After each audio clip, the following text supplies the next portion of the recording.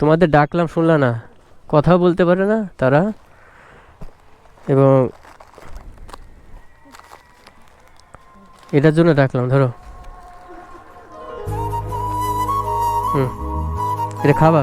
কিছু খাইছো? কিছু খাইছো? হুম, ওকে।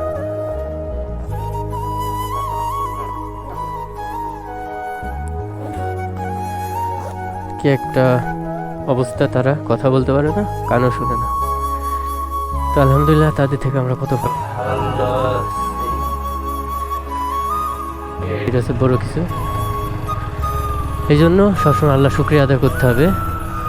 এগুলো দেখে আমাদের শিক্ষা নেওয়া উচিত যে তারা এই অবস্থায় থেকেও তারা কিছু না, আমি বেশি কিছু দিই নাই, তারপরেও তারা আলহামদুলিল্লাহ কত খুশি হয়েছে, বুঝছেন?